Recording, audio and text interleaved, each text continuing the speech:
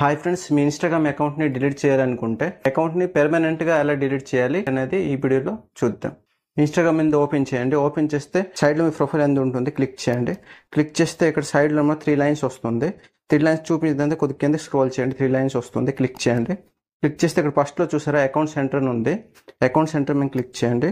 Click చేస్తే ఇక్కడ account సెట్టింగ్స్లో రెండో ఆప్షన్ చూసారా పర్సనల్ డీటెయిల్స్ అని ఉంది, క్లిక్ చేయండి.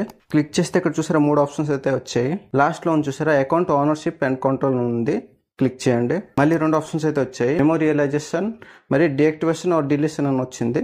డీయాక్టివేషన్ ఆర్ డిలీషన్ అని వచ్చింది కదా, క్లిక్ చేయండి. క్లిక్ చేస్తే ఇక్కడ మీ ఇన్స్టాగ్రామ్లో ఎన్ని అకౌంట్స్ అయితే ఉన్నాయో అన్ని అకౌంట్స్ అన్ని చూపిస్తుంది.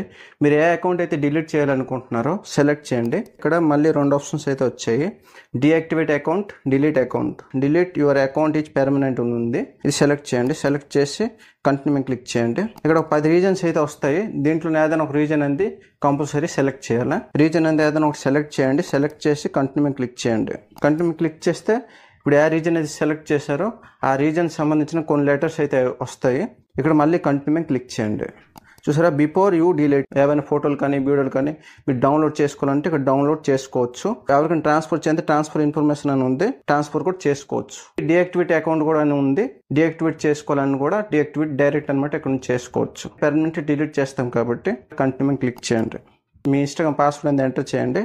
ఎంటర్ చేస్తే ఇక్కడ ఒక పేజ్ ఎంత వచ్చింది. ఇక్కడ పేజ్లో కూడా డేట్ ఉంది చూసారా, జూలై 20 అని ఉంది.